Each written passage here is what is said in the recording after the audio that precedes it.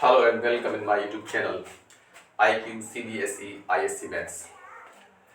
आज का ये वीडियो एनडीए एनए एग्जामिनेशन के प्रिपरेशन के बारे में है। ये एक इन्फॉर्मेटिव वीडियो नहीं है क्योंकि आप तो ज़्यादातर एनडीए के इन्फॉर्मेशन जानते होंगे। अभी 11 को इसका फॉर्म सबमिशन डेट जो है क्लोज हुई है और आप जानते ही हैं कि 10 अप्रैल को एनडीए 1 का एग्ज़ाम है। आप ये अच्छी तरह से जानते हो जब एनडीए में आप अपियर हो रहे हैं तो जो 1 डे एग्जाम होता है इसमें 2 पेपर्स होते हैं। यहाँ पर मैंने मेंशन किया है, पहला पेपर मैथमेटिक्स का होता है 120 questions 300 marks, time 2.5 hours, 2.5 marks for each right answers and जब आप एक रॉन्ग आंसर देते हैं तो आपको -0.83 मार्क्स दिया जाता है, यानी कि 0.83 मार्क्स आपसे कट कर लिया जाता है।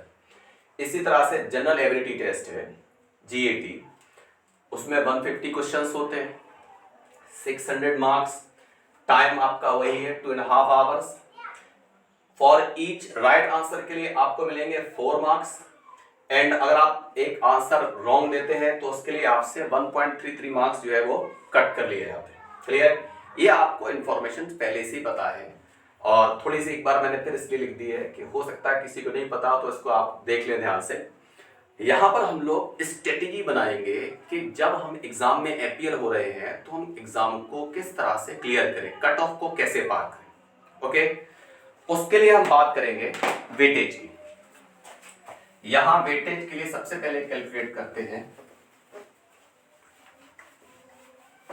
वेटेज कैलकुलेट करेंगे सबसे पहले। मैथ्स है और आपका है जीएटी। मैथ्स का मार्क्स 2.5, जीएटी का 4 है, डेसिमल हटाइए, 0 बढ़ाइए, 5 5 25, 5 8 40, क्रॉस मल्टीप्लाई करें 8 into maths is equal to निकल आएगा 5 इंटू जीएटी, 5 इंटू जीएटी। ये जो आपका इक्वेशन बन गया है ये बता रहा है कि अगर आप मैथ्स के 8 क्वेश्चंस करते हैं तो जितने मार्क्स 8 क्वेश्चन में मैथमेटिक्स के करने में मिलेंगे उतने ही मार्क्स आपको जीएटी के 5 क्वेश्चंस करने पर ऑब्टेन होंगे। क्लियर है? तो यहाँ पे ये बिल्कुल क्लियर हो जाना चाहिए कि जीएटी में अगर ज्यादा से ज्यादा आपके क्वेश्चन अच्छे होते हैं, सही जाते हैं, तो सिंपली ये आपके कट ऑफ में आने के लिए या मेरिट को क्लियर करने के लिए ये आपके लिए बहुत ज्यादा यूजफुल रहेगा ये जीएटी का पेपर। लेकिन जीएटी जो है प्रॉब्लम नहीं है, प्रॉब्लम होता है मैथमेटिक्स। जितने भी स्टूडेंट्स कट ऑफ को क्लियर नहीं कर पाते सबका प्रॉब्लम यही रहता है कि मेरा मैथ का पेपर सही नहीं गया। रीजन ये है कि जब आप मैथमेटिक्स का एग्जाम जब देने जाते हैं, जो मैथमेटिक्स की प्रिपरेशन है वो आप जानती हैं, मैथमेटिक्स का जो सिलेबस है जो है वो आपका 11 एंड 12 का एडवांस मैथमेटिक्स है।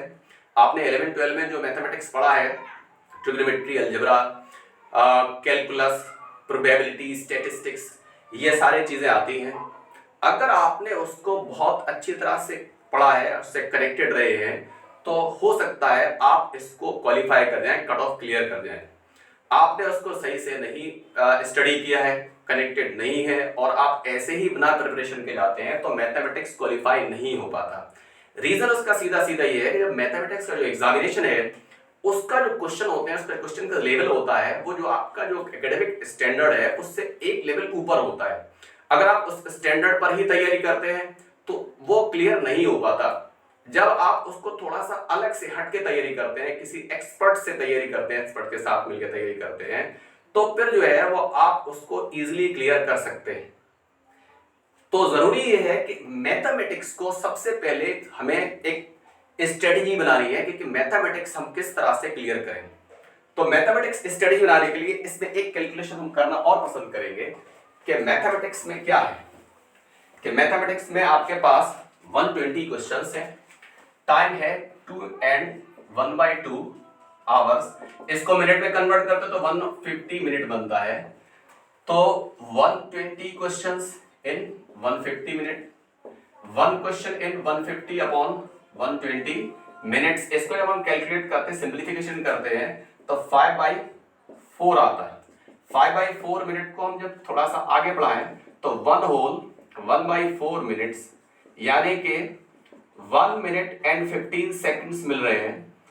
और इसको हम आगे कैलकुलेट करते हैं तो बनता है 75 सेकेंड्स। आप इसको इस टाइम को कैलकुलेट करके पता कर सकते हैं। जब एकेडमिक में आप स्टडी कर रहे थे 11-12 में, तो जो आपके जो सिलेबस के क्वेश्चंस होते थे क्लास के, आपके चाहे सीबीएसई बुक्स हो चाहे रिफ्रेशर्स कुछ हो, क्या कोई क्वेश्चन ऐसा होता था जो 75 सेकंड्स में सॉल्व हो जाता था? हो सकते होंगे एक आध क्वेश्चन, वो बहुत ही लो लेवल के इजी क्वेश्चंस होते हैं। लेकिन जब आप एनडीए के पेपर में जाते हैं तो क्वेश्चन का लेवल थोड़ा हाई होता है और उनका 75 सेकंड्स में सॉल्व होना पॉसिबल ही नहीं है।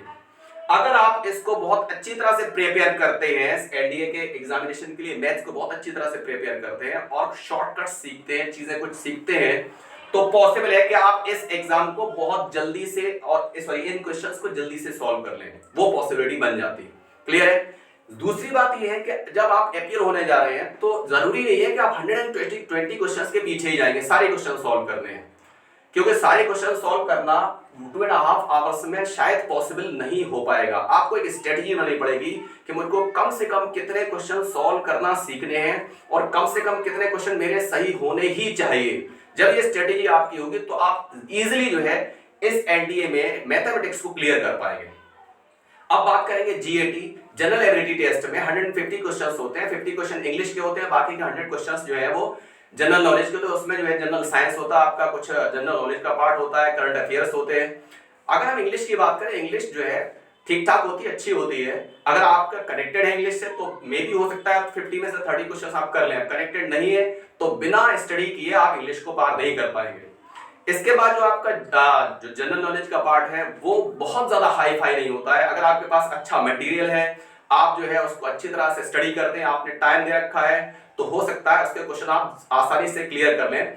तो ये जरूरी है कि आप 150 क्वेश्चंस में से एटलीस्ट 75 to 80 क्वेश्चंस इजीली कर सकते हैं अगर आपने स्टडी की है। वो ऐसे हो सकता है कि आप जो है उसमें टाइम दें, आपके पास में मटेरियल अच्छा होना चाहिए। हो सकता है आप लास्ट के ईयर्स के पेपर्स को स्टडी करें, वो आपको हेल्प करे, कोई आपको ऐसा कोई गाइड मिल जाए जो आपको बताता रहे, समझाता रहे, वो आपको हेल्प करे, या कहीं से आप उसको किसी एक्सपर्ट से ट्यूशन लें, वो भी हेल्प कर सकता है। यहां पर हम बात कर रहे हैं सिर्फ मैथमेटिक्स की। मैथमेटिक्स में जरूरी यह है कि आपको किसी तरह से मिनिमम जो क्वेश्चंस जो है उसके लिए जरूरी है वो आपको सॉल्व करना जरूरी है। इसके लिए हम बात करेंगे, यहां पर मैंने एक चार्ट बना रखा है, NDA 1 cut off for written examination. यहां पर कुछ ईयर्स हमने लिख रखे हैं, सामने आपके है 2021, 20, 19, 18 तक ये कुछ डिफरेंट ईयर्स के एनडीए एग्जामिनेशन की टोटल 900 मार्क्स की कट ऑफ है। 343 मार्क्स है 2021 में, with at least 25% marks in each paper. वही 20 और 90 एंड 18 में है, 19 एंड 18 में के कट ऑफ डिफरेंट है, लेकिन जब हम ईच पेपर की कट ऑफ देखते हैं तो 25% मार्क्स ही है, चाहे तो 2020 में ले लें, चाहे 2019 में ले लें, चाहे 2018 में ले लें, सब में 25% ही है। अब यहाँ पे चेक करते हैं, जो हमारे पास 120 क्वेश्चंस हैं उसका 25% कैलकुलेट करें तो सिंपली 25 4 100, 4 से कैंसिल करेंगे 30, यानी कि आपको इसकी मैथ की कट ऑफ क्लियर करने के लिए आपको मैथमेटिक्स के कम से कम 30 क्वेश्चन बिल्कुल सही होने चाहिए, और एक भी क्वेश्चन आपने गलत अटेम्प्ट ना किया हो तो आप मैथ की कट ऑफ क्लियर कर सकते हैं। 30 क्वेश्चन 120 में से बहुत कम है। जो स्टूडेंट्स क्वालिफाई नहीं कर पाते हैं एनडीए, जिनका क्लियर नहीं हो रहा, वो समझ लें अच्छी तरह से कि उनके 30 क्वेश्चंस भी सही नहीं हुए, इसके लिए वो आगे नहीं बढ़ पाए। तो यहां पर बहुत जरूरी है कि हमें एक स्ट्रेटेजी बनानी है कि हमें जो है कम से कम जो मिनिमम कट ऑफ है उसके थोड़ा सा आगे जाके क्वेश्चन कंप्लीट होने, हमारे सॉल्व सही होने चाहिए। अगर ये आपको नहीं आता, आप नहीं कर सकते, तो आप शायद कट ऑफ क्वालिफाई नहीं कर पाएंगे। ये 25% का 30 क्वेश्चन, अगर सपोज करो यही 30% हो जाए, यही 30% हो जाए तो आपके क्वेश्चन का नंबर क्या हो जाएगा, 36 क्वेश्चन हो जाएगी। यानी कि अगर कट ऑफ मैथमेटिक्स की 30% हो जाती है तो क्वेश्चन आपको कम से कम 36 क्वेश्चन आपके सही होने चाहिए। क्लियर है?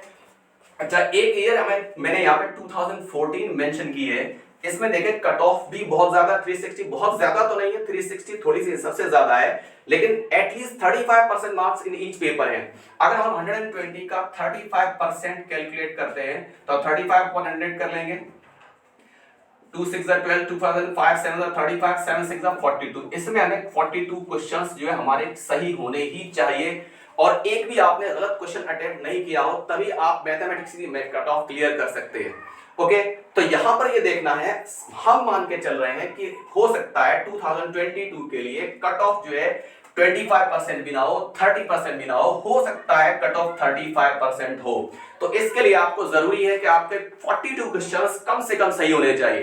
तो हम इसको 42 में 3 और ऐड कर रहे हैं, हो जाएगा 45, यानी कि आपके पास एक मिनिमम नंबर ऑफ क्वेश्चंस 45 आपके माइंड में होने चाहिए, मुझे कम से कम इतने क्वेश्चन सही करने हैं। अगर आपने 40 क्वेश्चन तक भी सही कर लिए हैं और आपको पूरे पेपर में क्वेश्चंस नजर नहीं आ रहे जो आप अटेम्प्ट कर पाए, जो क्वेश्चन सही हो जाए, तो आप 40 पर भी छोड़ सकते हैं, क्योंकि जरूरी नहीं है कट ऑफ 35% ही हो, नीचे भी जा सकती है। अगर नीचे जाएगी तो मैथ का कट ऑफ आपका क्लियर हो जाएगा। बहुत जरूरी है कि आपको जब पेपर अटेम्प्ट करें मैथमेटिक्स का, तो उसमें जो आपने टॉपिक्स जो है क्लियरली पढ़े हैं, सीखे हैं, और जिन क्वेश्चंस को आप अच्छी तरह से कर सकते हैं उन्हीं क्वेश्चन को अटेम्प्ट करें। जिनके बारे में आप नहीं जानते उनके पीछे ना पड़े, क्योंकि वो क्वेश्चन सिर्फ और सिर्फ आपका टाइम वेस्ट करेंगे, उससे टाइम वेस्ट होगा। और क्या होगा कि जो क्वेश्चन आपको आते हैं वो आप वहां तक पहुंच ही नहीं पाएंगे और आपका टाइम खत्म हो जाएगा। बहुत से ऐसे कैंडिडेट होते हैं जो कहते हैं कि मैंने 120 क्वेश्चन थे, मैंने तो 60 तक ही पहुंच पाया, उसके बाद के क्वेश्चन पर देखने का मेरे पास टाइम ही नहीं मिला और पेपर का टाइम खत्म हो गया। तो बहुत बार ऐसा भी होता है। तो इसलिए उसके लिए स्टडी बहुत जरूरी है कि आप जो है वही क्वेश्चन अटेम्प्ट करें, वही क्वेश्चन करें जो टॉपिक आपने सीखे। तो जब आप प्रिपरेशन करेंगे तो आपको ऐसे टॉपिक सेलेक्ट करने हैं जिनमें आपका इंटरेस्ट है, जो आप थोड़ा पहले से जानते हैं, जिनको आप इजीली सीख सकते हैं। जिन टॉपिक्स में आपका कोई इंटरेस्ट नहीं है, आप नहीं जानते, आप उसको नहीं सीख पाएंगे, आपको उनको बिल्कुल किनारे कर देना, उनको बिल्कुल भी स्टडी नहीं करना। तो बहुत जरूरी है ये करना। ओके, इसके लिए आपको सीरियस होना पड़ेगा, आपको टाइम देना पड़ेगा। ये नहीं हो सकता कि आप लास्ट के 1 मंथ में बैठ के स्टडी स्टार्ट करें और उसमें सारी चीजें जो है 11 12 का सारा सिलेबस क्लियर हो जाएगा और आप मैथ की कट ऑफ क्लियर कर लेंगे, ये पॉसिबिलिटी नहीं होती। 3 मंथ से आपके पास सफिशिएंट है, आप इसमें टाइम दीजिए, एक्सपर्ट से राय लीजिए, अपने आप स्टडी कीजिए, कहीं कोई एक्सपर्ट मिल जाए उसके साथ स्टडी कीजिए, उससे आप हेल्प लीजिए, जरूरी है। क्लियर है? अगर आप इसमें से 40 क्वेश्चन भी कर लेते हैं तो 40 को अगर हम 2.5 से मल्टीप्लाई करते हैं तो मैथमेटिक्स के क्वेश्चन बनते हैं, सीधे सीधे क्वेश्चन के मार्क्स बनते हैं 100। और आपको जो 150 क्वेश्चंस हैं जीएटी के, आप ये मान के चले आपको इसके हाफ क्वेश्चन तो करने ही करने हैं। मान लो आपने 70 क्वेश्चन किए तो 70 इंटू 4 7 जा 28, तो 100 में 280 हम ऐड करते हैं तो 380 आ जाता है, जो हाईएस्ट कट ऑफ से आपसे ऊपर चला जाएगा।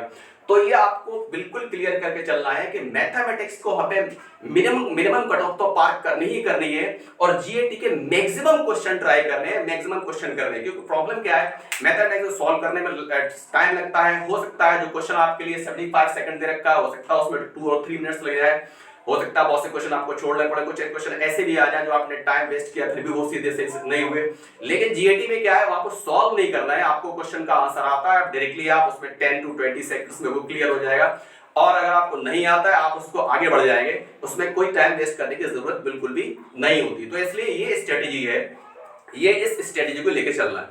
इसके लिए क्या किया है, मैंने अपने जिले में एक बैच में स्टार्ट कर रहा हूं फ्रॉम 20th of January,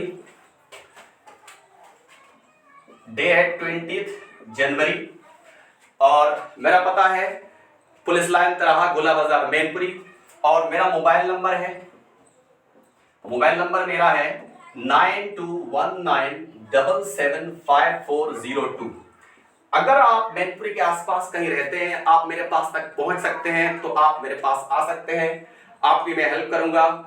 और आपको मैं इतना मेरा प्रॉमिस है कि जब आप एग्जामिनेशन में अपीयर होंगे और जब वापस आएंगे तो ये जरूर कहेंगे कि मेरा मैथ्स का पेपर सही गया, अच्छा हुआ है और मैं कट ऑफ में आ जाऊंगा। ये नहीं कहेंगे कि मेरा मैथ का पेपर सही नहीं गया। ओके, आज के लिए बस इतना ही। अगर वीडियो अच्छा लगे तो लाइक कीजिए, शेयर कीजिए। Thanks for watching.